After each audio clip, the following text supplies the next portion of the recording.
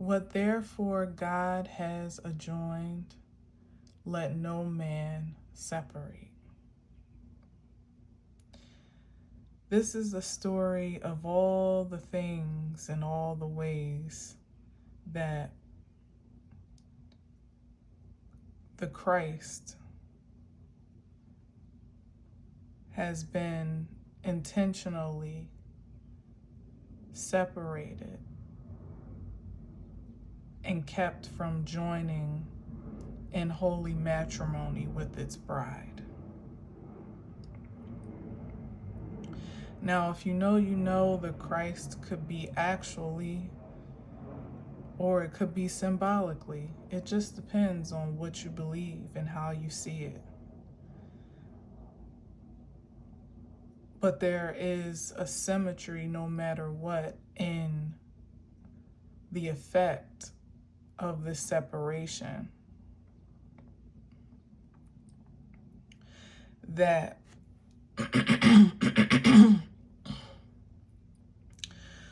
was incited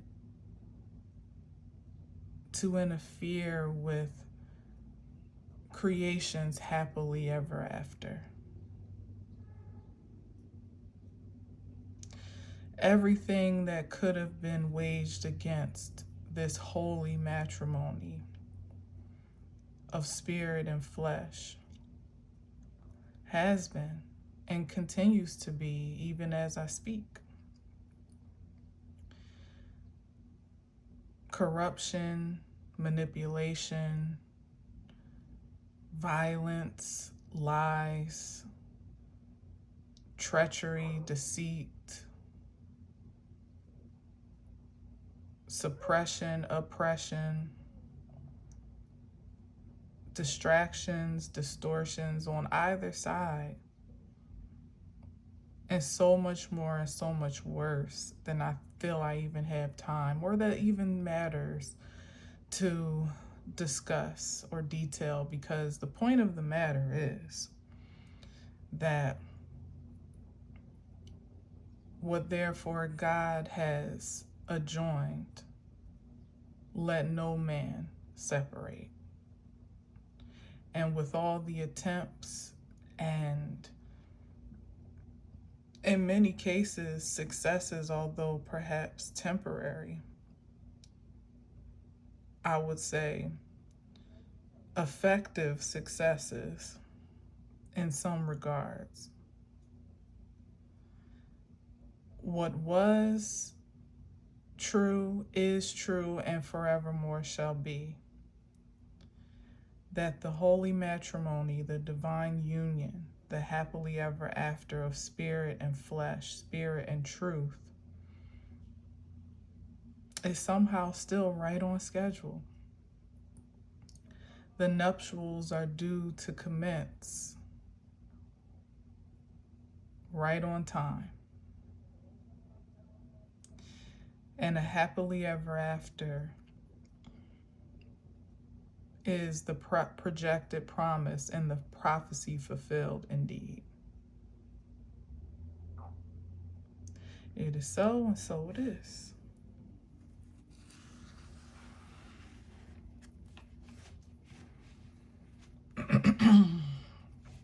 What's up, everybody? It's me, Danae, of course. Today is July 21st, 2026. It was about 2:21-ish when I looked at the clock, but I don't have my other phone here with me right now. So somewhere in that 2:30 range, I would say. And I hope you're doing well. Did I say it's Tuesday? If I didn't, yes, it's Tuesday. I hope you're doing well. I don't know where this is going. That might just be what needed to come out from the pre-shuffle. Those are how the cards revealed themselves as I was shuffling. But I'll just let the message carry on or not as it is designed to do today, with no resistance from me. And there was so much more that I was picking up in that spread But once I pushed record, it was as if Spirit just wanted me to simplify it. You know, there was so much more to say about the interferences and the projections and the corruption. And when it came down to it, it was just like, it just didn't matter anymore. There was nothing really to speak on. So let's see what we got, I suppose.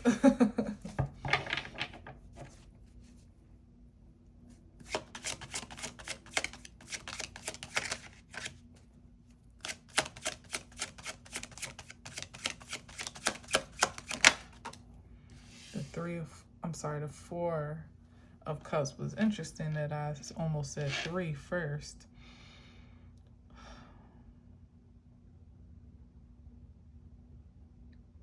I think the party is over. And I think those energies that were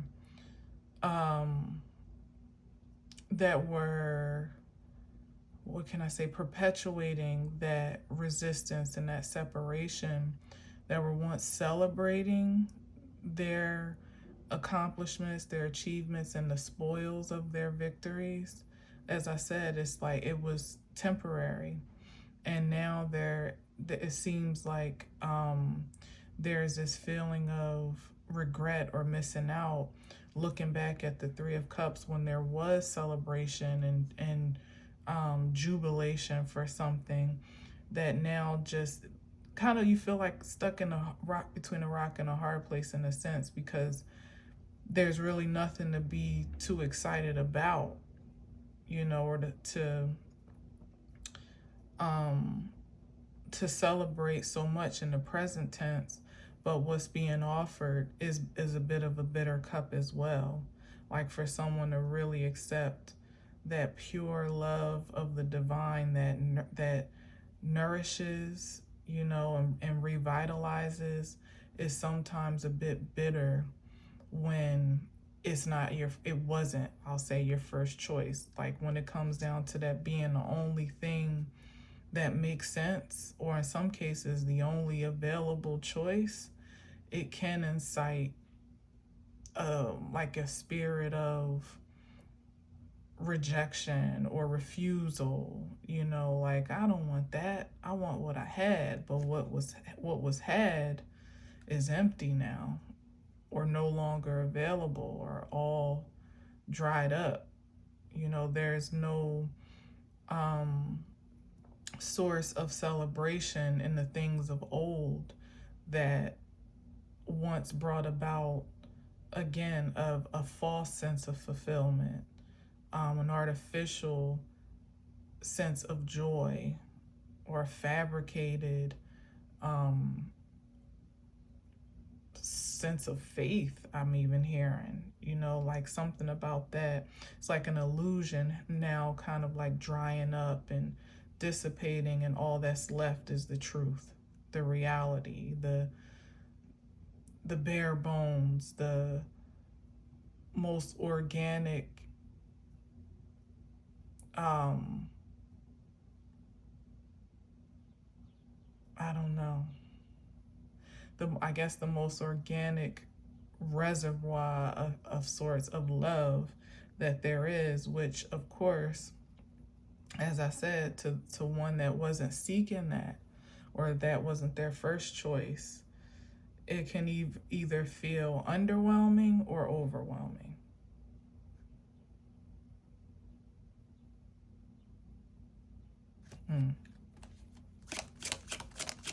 It's like somebody offering you a cup of healing, you know, or let's say even more primitive, much more primitive actually. You're thirsty, somebody's offering you a cup of water, but you really want champagne. Something like that. It's like, well, yeah, the water is definitely nourishing, thirst quenching, but the good time, the immediate effect on your energy, would come from the like that artificial uplifting or surge of energy, or even what's the right word, like the intoxication of it all is more enjoyable to the senses than the water, even though the water has a more sustainable effect.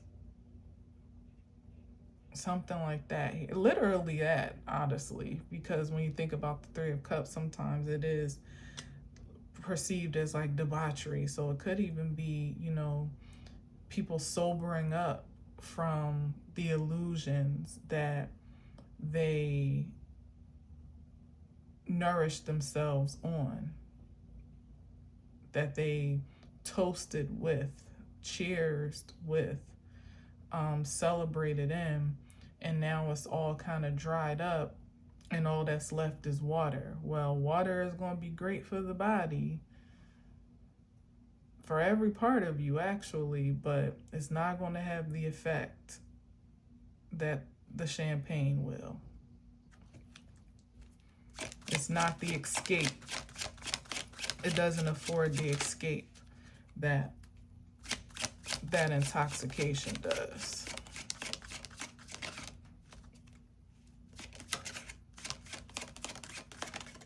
Somebody could literally just be having like maybe sobering up from a drinking problem.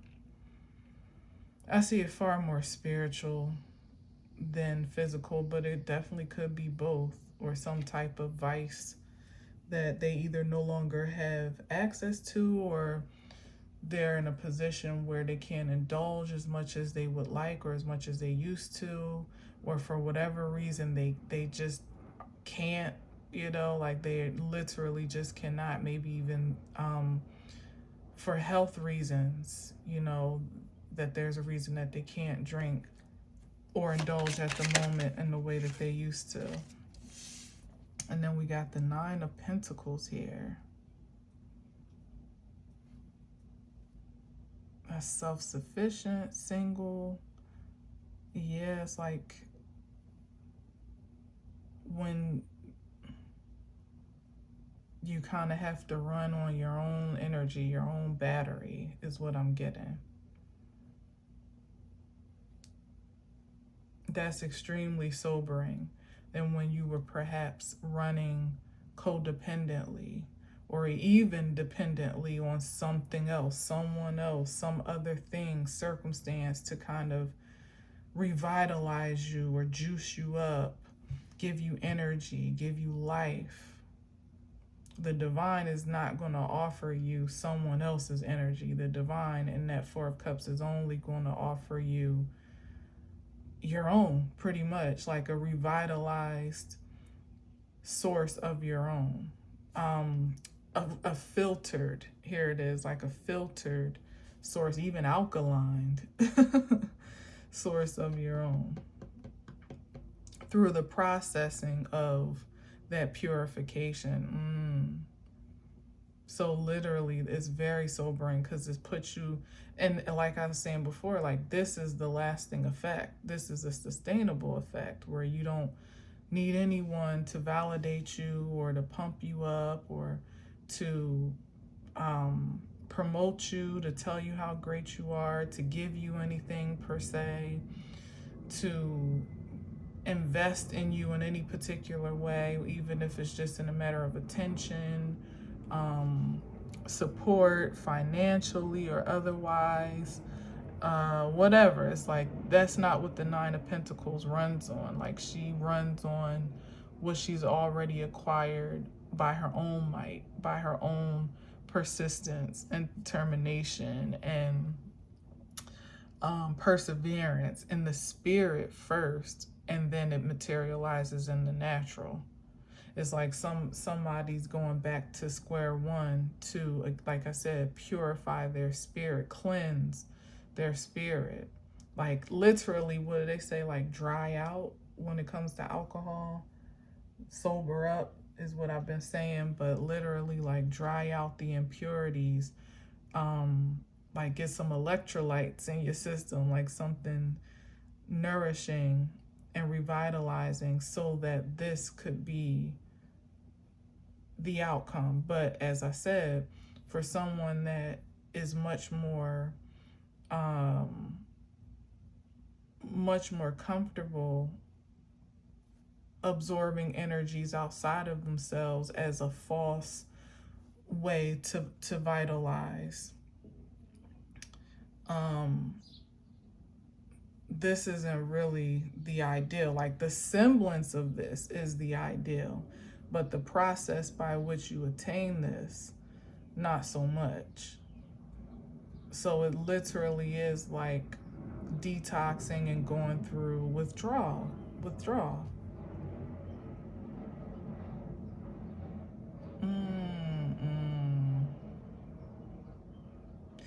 I would just say, I'm gonna put this out there, but this is like definitely someone that's used to siphoning energies outside of themselves to pretty much fuel their whole life force. And now, as I said, they don't have access to that so-called vice or drug or whatever it is that they were juicing up on. Certainly not exclusive to alcohol, but it's something that just other people's energies that they always had. It almost seemed like an open bar, like an endless supply of, until one day they don't. That one day they didn't. Maybe those energies, like say the Three of Cups, started to sustain themselves on their own merit and reclaim their energies in a way that it no longer served as a resource for others. This can be as primitive as I'm speaking, or as grand and complicated and sophisticated as you can imagine, and mystical. Okay, and now it's just like I said, there's no longer open bar for them to drink themselves into a stupor to get drunk on. And the only thing left is like the bartender won't even serve them anymore. At this point, it's like, you can have water, but that's about it. You're done here. That's interesting. And one of the things that I did see in the pre-shuffle as a part of that interference is like mere mortals, that are not ordained to be, by their own choices, let me preface it by saying, but to be in a position of holy matrimony, in the way that I'm speaking of, kind of like hijacking that position by the measurement of material gain and the power metrics that we uphold, societally, by way of position, authority, influence, material gain, affluence, so on and so forth, connections, very man-made things, that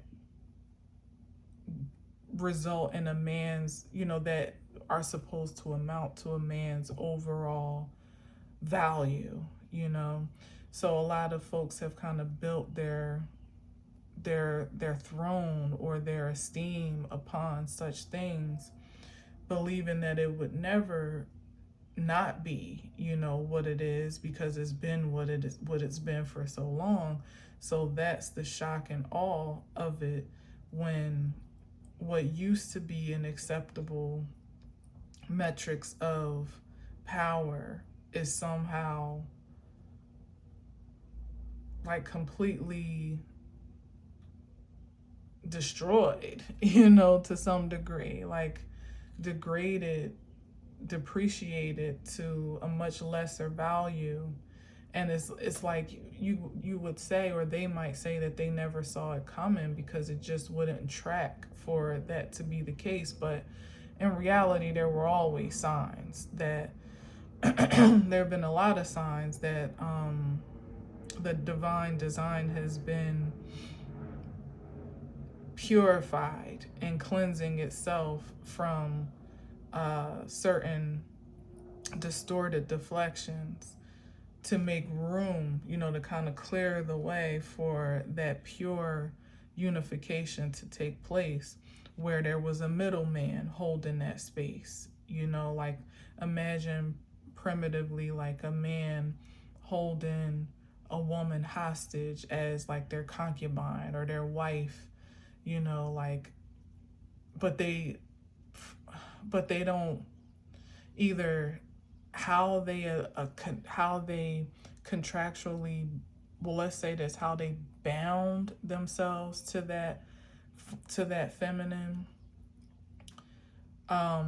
either was not contractually, like someone actually got married, or it was a false contract binding, like I hold this position, nobody else can take this place. But in the meantime, they're not even really willing to honorably fulfill that contract. Like if you're going to be in the position of the husband, let's say, the groom's place, then at least do right by the bride. At least treat the bride how she deserves to be treated.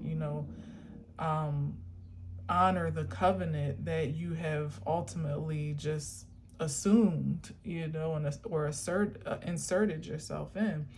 But it was like a unjust insertion and intrusion and corruption on account. So it's like you couldn't even just show your appreciation for the place that you held when you had the privilege to do so. It's like something like that. I know that sounds like kind of strange, but that's what I'm feeling. It's like having so much access. Let's say it's broadening it, like the patriarchy having so much access and force fuel directly from the feminine force, the matriarchal force, but never allowing that force to fully exist and thrive equally and liberally on the same levels that it just naturally would, by divine design, and as it would flourish and exist if left to its organic nature to do so. No, instead the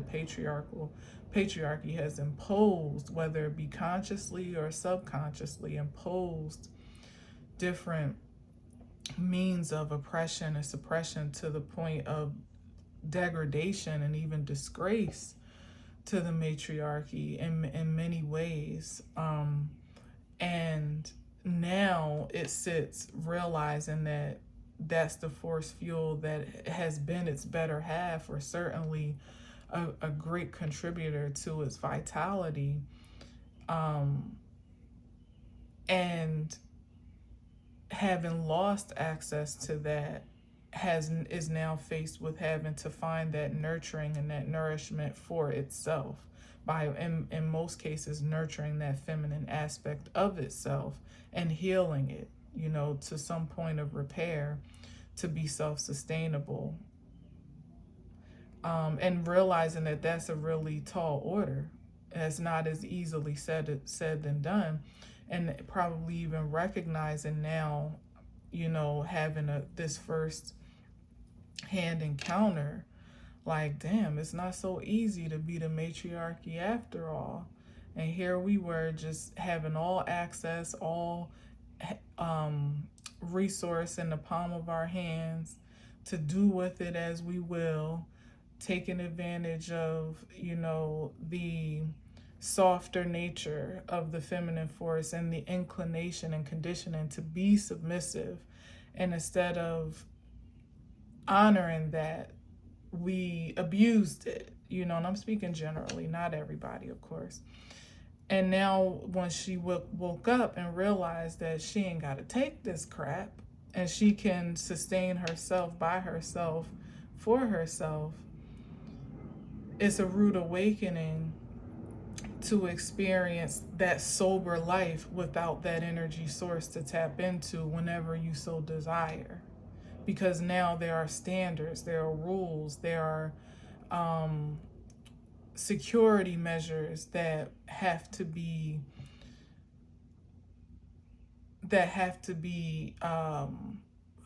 addressed or authenticated before you can just have your way.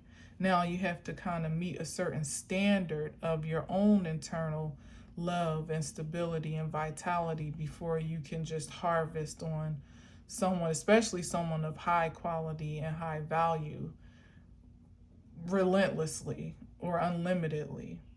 And that is the point where you feel like, you know, like I said, a rude awakening or even a bit of a hangover, or what did I say, like withdrawal, because you don't necessarily have the capacity to create that vitality overnight because it was never internally sourced in the first place. But yet you are so, your body, your spirit is so used to surviving on it and having so little supply to access that you almost feel like you're dying without it. And then here comes the divine saying, I got you. This is how you get it for yourself. And it's like, I don't want that. When you realize what it all takes, like it's not an overnight thing to create that level of vitality within yourself and for yourself. It's not so satisfying.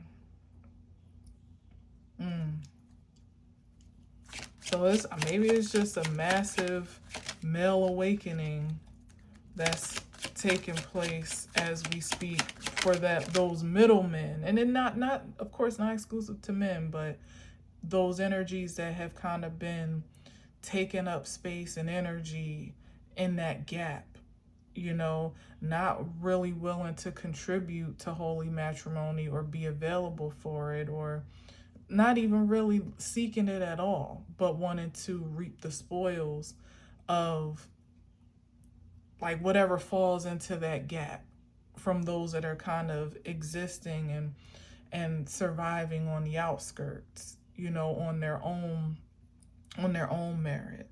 But however they can kind of catch the spoils in the middle, in the interim, was sufficient and quite, I wouldn't say just sustainable. It was, you know, like I said, like overindulgent.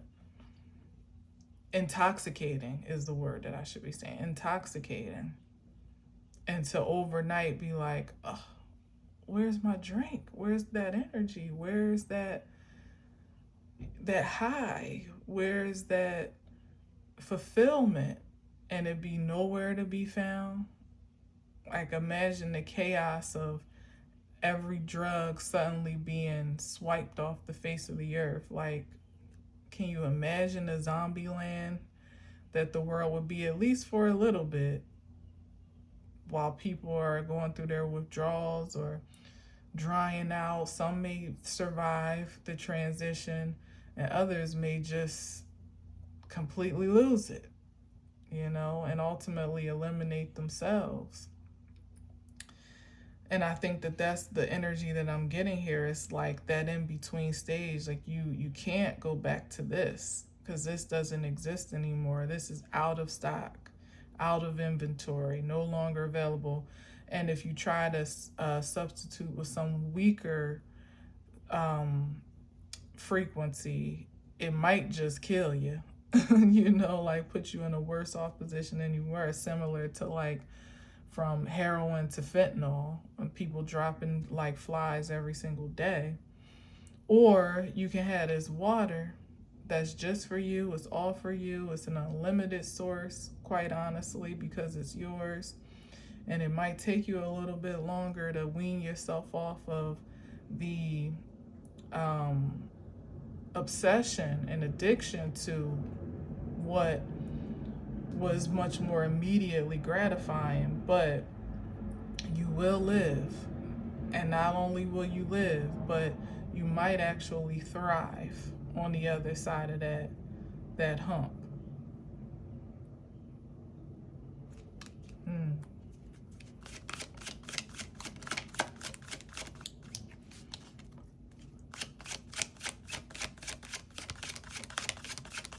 And ultimately find yourself as a bride or a groom holy, or anointed it for holy matrimony, whether that be with a person or just back on track for, you know, your purpose in life, whatever that unique design might be.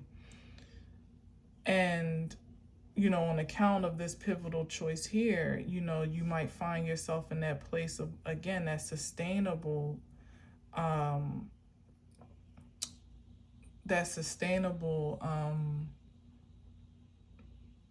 fulfillment, that happily ever after that I'm speaking of. That would be the ideal, because you're in alignment for it. Wow. Look at this. The Three of Cups, of which I've been talking about the whole time. Like something that's really a cause for celebration. Reuniting, or reunion, I guess. Yeah, literally, I think that's what that is. Isn't that like reunion or reconciliation, the Three of Cups, with your fate and fortune.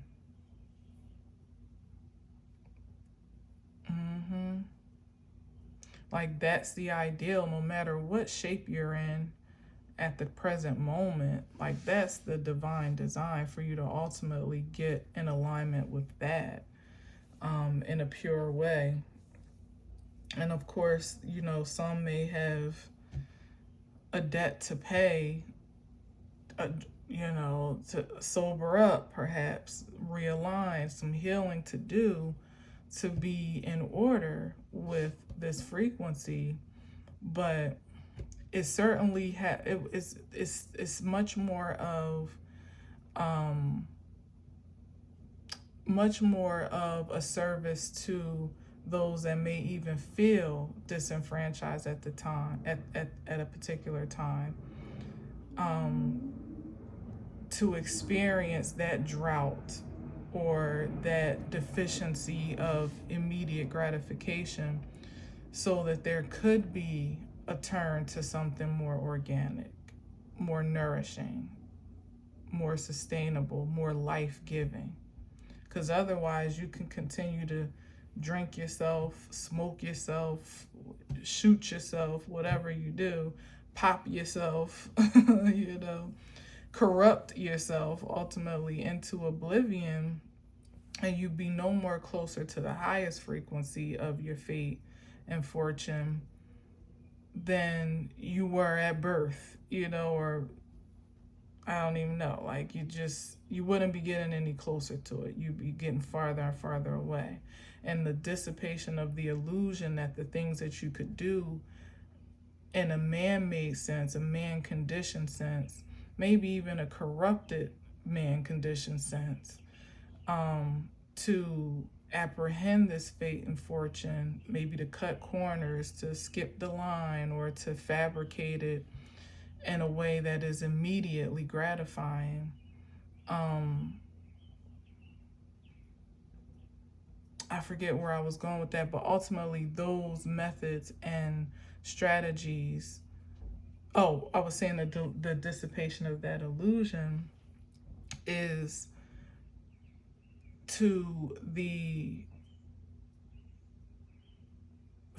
the saving grace, actually, of the one that's been captivated in that illusion or captivated by it. So it seems a bit like a punishment to suddenly be cut off, like the bartender, like, you know, we're no longer serving you, but actually it's salvation.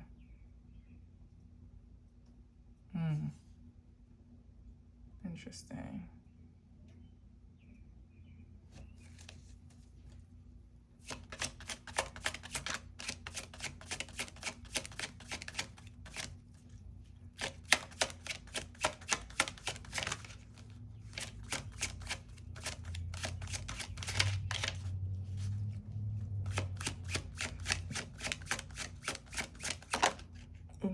Chariot. Ooh, the Chariot and then the Star. Yeah, it's like expediting some road or some transition to a supreme expression of yourself, like your light body.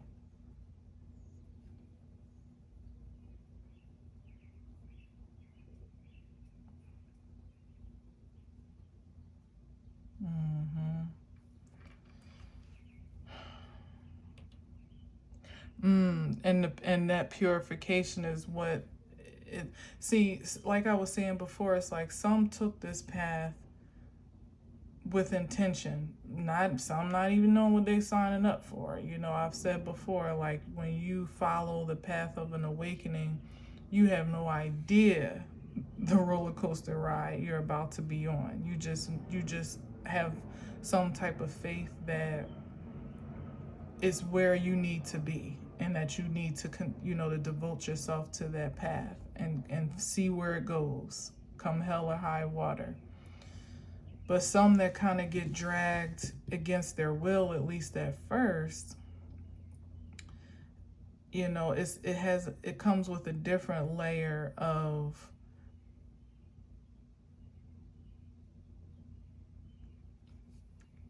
a different degree of difficulty, perhaps, at the onset, because a person in that regard is not really looking for some silver lining or for some sustainable way of living. They want the immediate. They want the fabricated, the synthetic. That suits them just fine.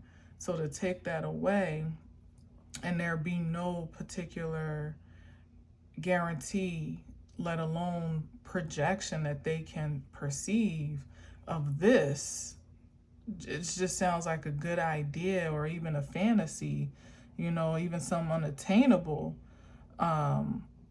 realization for most.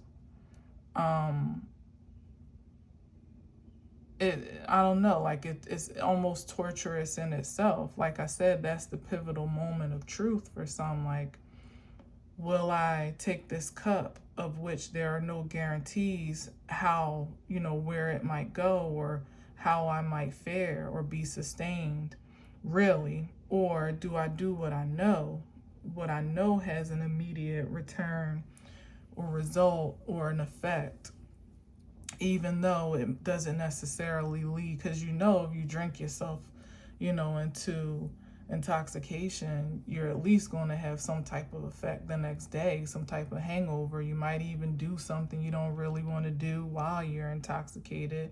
And there are so many more detriments to that state of being that you know of, but still have some level of comfort to you compared to the thing that you have no way of knowing and no way of controlling. There it is too.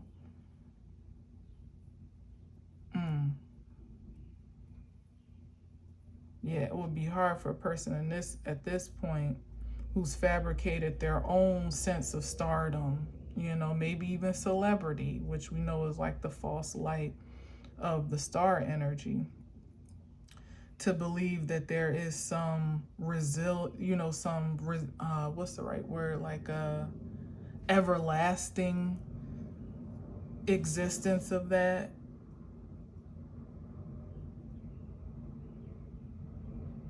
can never be dulled by anything on the outside of you. Like, it's a well that never runs dry. It's a resource that never runs out. Like that esteem that is cultivated from the inside, that is not dependent on any person, place, or circumstance.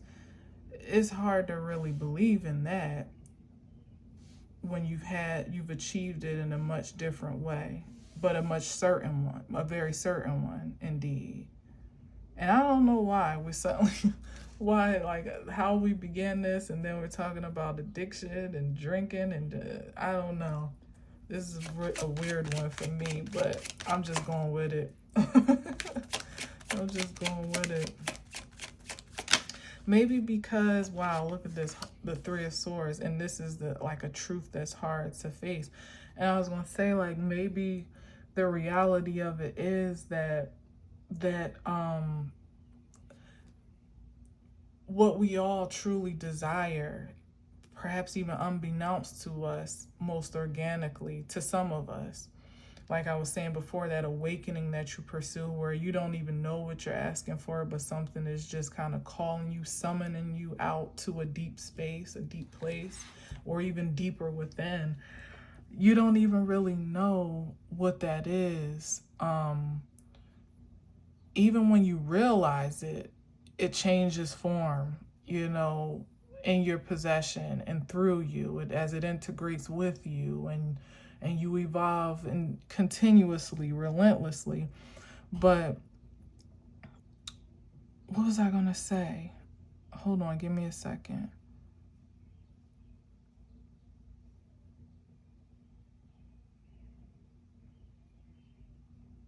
It was something about this Three of Swords. Darn it, I kind of lost my train of thought.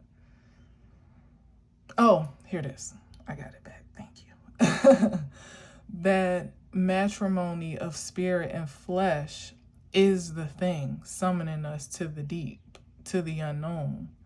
It's what's calling us to home, ultimately, to that original being of design that was divinely ordained from the start, before corruption, before conditioning, before interferences and intrusions and so on and so forth.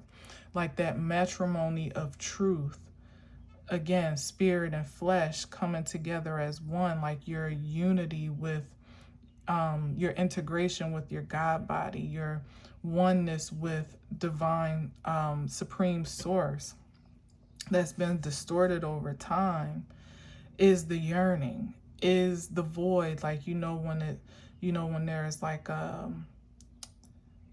when you do have an addiction or some type of dependency, it's usually trying to fill a gaping void that you either don't realize was there for quite some time or had deepened in the way that it did, or that you're just not sure how else to fill it.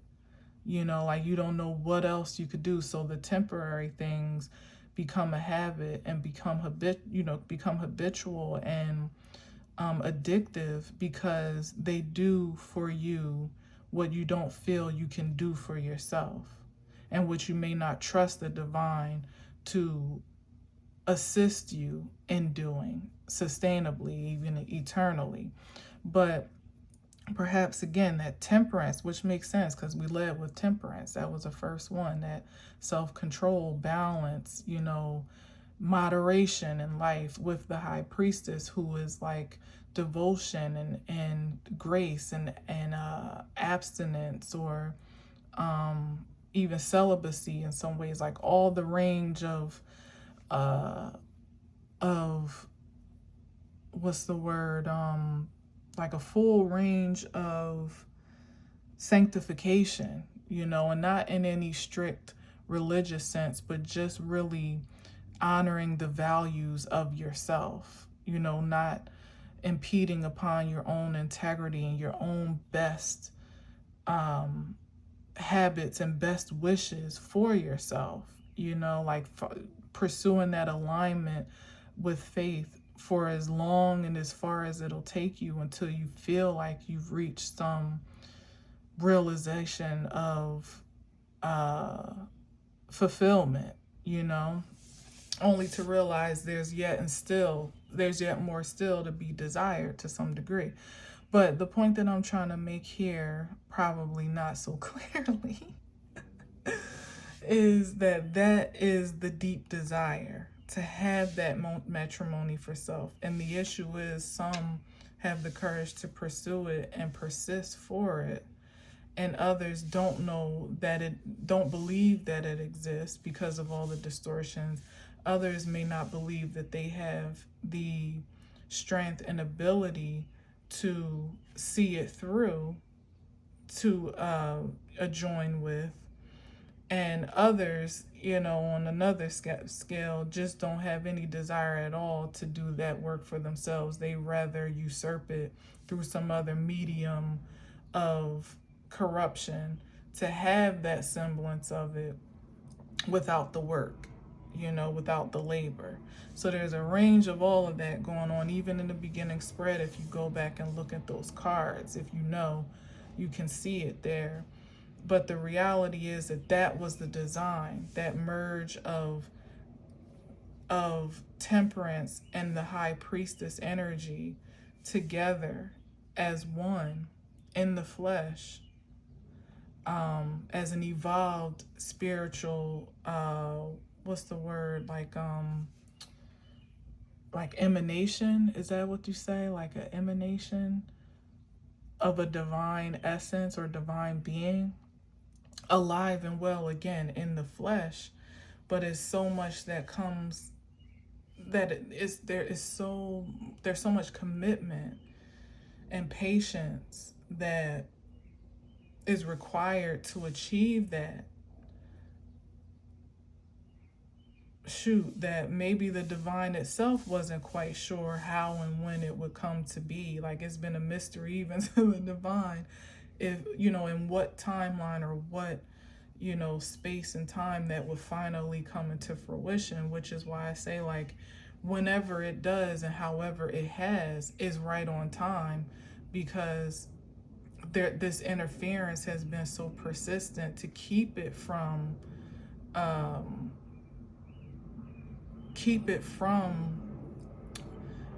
manifesting, literally, that there was no telling when it actually would.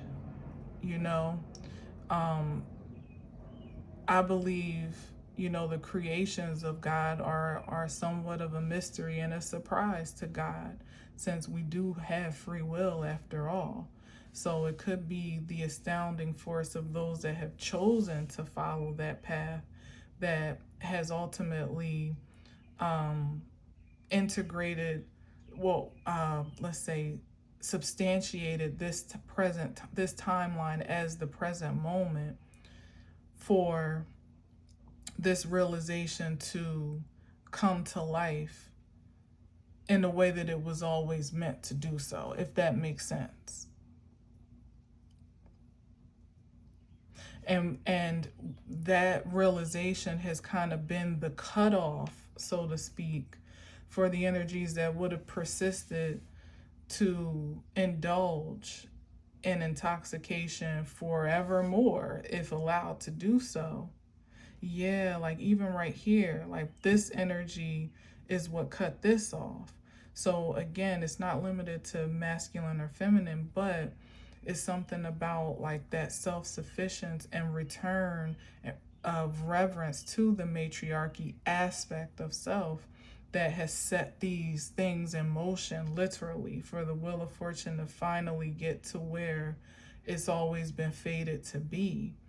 But like I said, there was no time frame of when this would commence, because most of it was on us to establish, to put ourselves in, to be in alignment with, like literally to align with the universal order and what's the right word? Alignment, not alignments, but like constellations of sorts, or what's the word that I'm looking for? Not alignments, but I can't think of what I'm looking for here, but something about being in alignment with the stars, with the universe, for this to be expressed through our human existence by our own will and by our own choice, which you saw the strength card was in that initial spread. And the Chariot just popped up, to have the strength, the will, the determination to fight for that unseen realization of righteousness or truth or whatever it is, that we were in pursuit of, that we didn't know what we were actually looking for. But the perseverance to achieve it, to reach it, to align with it, to obtain it was all that was needed to kind of stop the flow of the false nourishment and vitality, so that the pure organic flow could commence. And everyone is in the way of that flow, but like I said, the pivotal moment is, will you allow yourself to be saturated by it, nourished by it, or will you insist on finding that more immediate substitute, of which in this case certainly leads to some demise? There's only a left and a right in this case, a right and a wrong, I should say. And there are a lot of measures that someone can take to achieve either side, but the reality is you're either in pursuit of your divine design with intention, or you are actively moving against it or going in the opposite direction of it. And it's all coming down to this matter of choice of what you will ingest, what you will receive, what you'll believe. Man. All right, one more, because I'm like, this is kind of wild, you know, like, I don't even know. It's one of them ones for me. Like, I hear it, I get it, but it also feels a bit dissected as well, like fractionated or something. I don't know. I'm sure I'll hear better when I actually watch it back. But yeah, here's like the consorting, the consideration of sorts, with the Three of Pentacles, like the point of decision, like where are you going to go with the status quo, you know, what the way that seems right, where the way the masses are going, or are you going to take a different path? You know, that road less traveled, that like I said, doesn't have much guarantee, doesn't seem like the direct track to success as we know it societally, humanly. It seems foreign. It certainly seems questionable at times, for sure, and mysterious. And the guides along that route,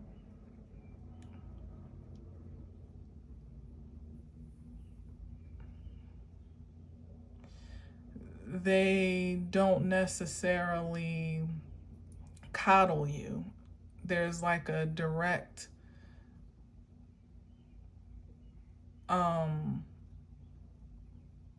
they're like direct guidelines or things that you know, like they're not, I don't want to say strict or even, but there's like there are specific directions, maybe I should say,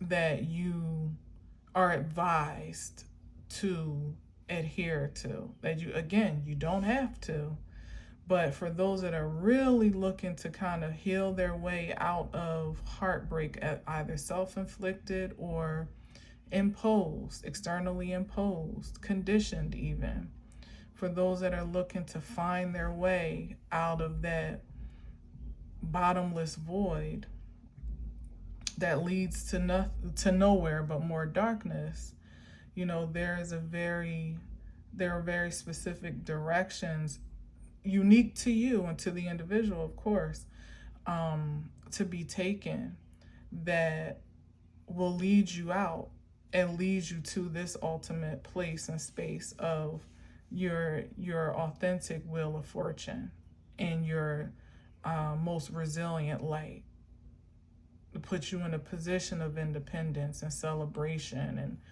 thriving, not just surviving. But like I said, they don't coddle you along that path. and you don't have all the guarantees. It still it takes a great measure of faith to see it through, and strength, and fortitude, and encouraging yourself, and blinding yourself to the distractions that will undoubtedly inundate you along that way and try to draw you back to where you were, to things that will try to confuse you and tell you that you're going the wrong way. Even people, places, and things that don't mean you any harm will support that agenda naturally, unfortunately. And it would be up to the traveler to persist, to persevere, to stay on track, and to listen to the guidance that is being channeled through the inside out. Meanwhile, especially in this day and age, you may already see folks thriving on account of journeys that they've already taken. That's what this is. I just got chills. And then you also see those that are still doing the same old, literally deteriorating by the day. Like when you're awakened to from the illusion, you start to see everything for what it is. Like you see that those that are doing what you thought was great, was satisfying to some degree, are on the one-way track to their own demise. You can see that for them, even if they can't see it for themselves. So you're hard pressed not to return to that, because you see where it's going. And in some ways, you might again be shut out from being able to participate circumstantially. Maybe you don't have the money to drink and party like you used to, or your circumstances have changed, your health has changed, whatever locks you out of indulging as usual with that also opens your eyes. But then at the same time appears this option that the only question about it is the immediate gratification. And upon ingesting that cup, you realize that there really isn't one, not in the way that you're used to. It's a different type of gratification and fulfillment, one that you have to allow your body to recondition itself, even your spirit to recondition itself to all over again. But like I was saying, you see the way back is not it. The way forward is like, I guess.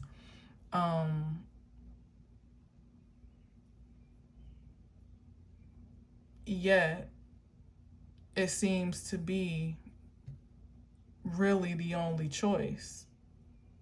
But still, the resilience along that way forward remains to be seen, for each traveler itself, like how much you actually can sustain yourself and be sustained organically to see yourself to some more promising realization is very much so still a question mark. And it possibly will be for quite some time, until you get to that point where you actually start to experience what it is that you weren't so sure even existed. But one thing's for sure is that you'll know it when you do. When you're in that resonance of light and love in its purest form, in that flow, you know when you're there. Even if things are still happening around you or to you, you know when you're there. Because it's a completely different feeling than the fleeting one that you had conditioned yourself to desire and depend on. All right, I'm gonna leave it there because I feel like there was something else that I was supposed to say with that.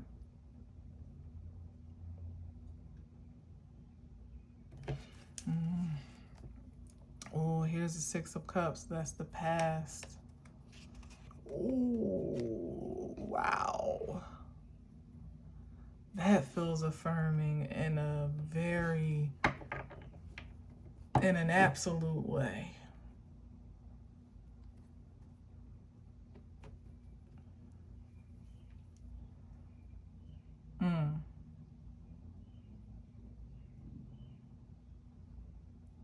It's like you can resort to the past because it felt good.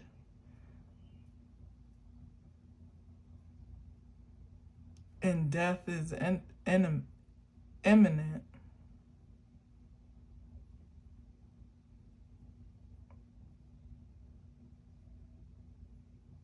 Or you can persist for the transformation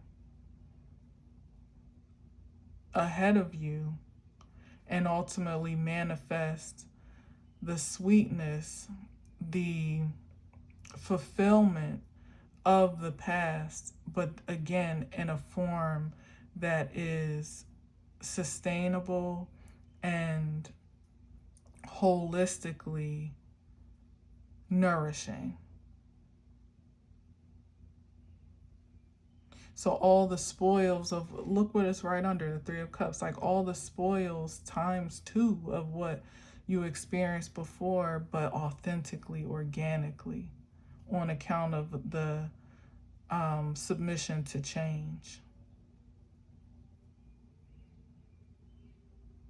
So in this case, it's literally either, and I've said this before, transformation or transition. That's what it comes down to. But this again is the nod to like that sweet matrimony, that pure sacred connection that was the divine design, without corruption, without interference, like just naturally going about life in love. And at the core of all of our being, somewhere, even if it's buried down deep in darkness, that is what we desire. That's how we're wired. And the only distortion and distinction is between those that have allowed that reality to be like, have kind of traded it in for a temporary fix, or to settle for something less, or to have none of it at all in exchange for something else to take its place. But this is the reality of how we're wired, to be in harmony, in balance, in community, in union, in spirit and in flesh, in a very balanced and harmonious way. So if the divine design is to return and or evolve us to that state, I say one and the same, because it's to have this, but like the new and improved version of it, like what's relevant to the timeline we're in now. And if here is the time that humanity, even a small percentile, has proven itself conducive to this realization, then it really, like, that's the range of choice that is on the table, literally. To have it all or to have nothing. That's kind of wild. Because that's a really strong choice to make, and to have to almost make in an instant, because everything that you do at this point is what determines your outcome. What cup you drink from and what you don't, what you overindulge in and what you refuse, is what makes all the difference for how your life plays out at this point on this timeline. And it's literally like a now type of thing, you know, because we've had a lot of distortions of choose this, choose that. Like, we've all been duped in some way or another, but there's coming a point of time of total clarity, like I was saying, like really awakening from the illusion where you have no choice to be misled anymore, because you can see all the options, and it's not a 7 of Cups energy. Like, you see everything that's in those cups now. So you can't claim ignorance, is what I'm trying to say. And now with all of that in perspective, there is an expectation, again, in spirit and in flesh, to choose wisely. And ultimately to have it all turn out in your favor upon making the wisest choice for you. It's like the Christ is waiting at the altar for you as bride to meet it there, so the two can become one. You know, so it is what it is. You gonna leave with Christ at the altar? I hope not. And some of us are already walking down that aisle with glee, beaming. All right. Anyway, thanks for listening. Thanks for watching. Until next time, as always, I leave you with peace.